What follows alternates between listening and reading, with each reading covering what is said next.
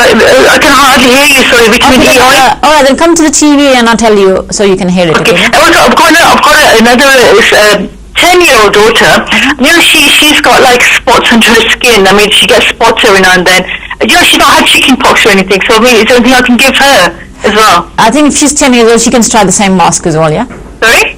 She can try the same mask that I'm about to tell you. So she can try the same mask. Once or twice is be good enough to start off. And if you do see a benefit with it, you can either continue with it, or when you think you don't need any longer, you don't have to use that, yeah? Okay. But you know what I'm saying about my oldest daughter? You know, she's like, जैसे लगता है कि whole पड़े हैं skin में. हाँ, वो जब फिर खत्म हो जाते हैं फिर आ जाते हैं, वही बात है. Like holes. It's not like marks. It's like holes. I understand. Yeah, the honey is best for that.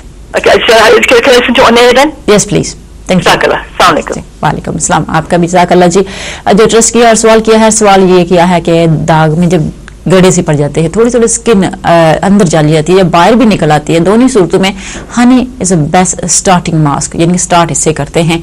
एक तो सस्ता मिल जाता है दुकानों पे, जो भी आपको मिलता है उसकी बड़ी चम्मच और छोटी चम्मच आपने ऑलिव ऑयल की डालनी है इसमें, और चंद कतरे इसमें विटामिन ई ऑयल के भी डालने हैं. साथ में अगर आपका दिल करता है और नहीं करता है, आप बेसन डाल सकते हैं. एक अदद कतरा इसमें आप लेमन भी डाल सकते हैं. ये मास्क मेरे उस भाई के लिए भी रह सकता है जिन्होंने भी कहा कि फेशियल करने के लिए कौन सा मास्क अच्छा रहता है, तो ये बेस्ट रहेगा.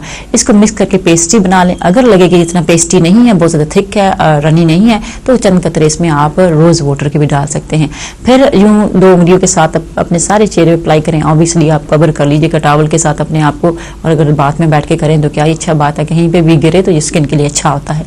सो आपने अच्छी तरह अपने सारे चेहरे पर लगाना है. गोल गोल दायरे में ही ऐसे ऐसे ही आपने करना है. अब मैं ऐसे ऐसे ना देखूं कि रगड़ रगड़ के अपनी स्किन को आपने लटकाया हुआ, वो वाली नहीं करनी है. आपने गोल गोल दायरे में अप्लाई करना है. गोल इसलिए कि थोड़ा सा हमने प्रेशर भी रखना है ताकि स्किन में स्टिमुलेशन हो और वो भी अच्छा लगे बाद में. तो आपने यूं सारा करके अपने सारे गर्दन पे भी लगाना है, और 20 मिनट तक अगर आप ऐसे ही बैठ जाएं तो बड़ी अच्छी रहेगी बात. और अगर नहीं रह सकते तो 10 मिनट के बाद भी धो सकते हैं. इसको धोने के बाद आप कोई भी अच्छा सा मॉइस्चराइजर लगा सकते हैं. स्टीम करना हो तो आपको मास्क से पहले करना होगा.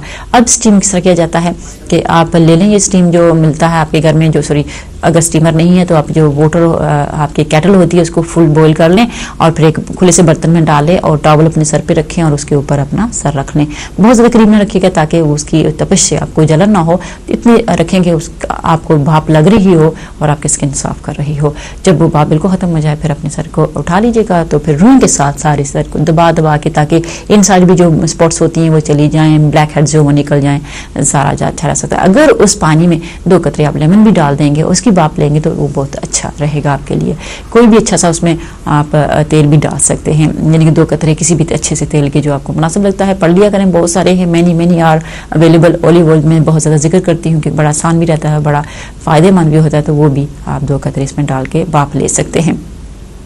मेरे ख्याल में आज का प्रोग्राम मुझे यहीं पे ख़त्म करना है. जिन लोगों से बात हुई है वो तो अच्छा हो गया है, जिनसे नहीं हो सकी तब तक के लिए अपना रखिएगा बहुत सारा ख्याल. अल्लाह हाफिज़.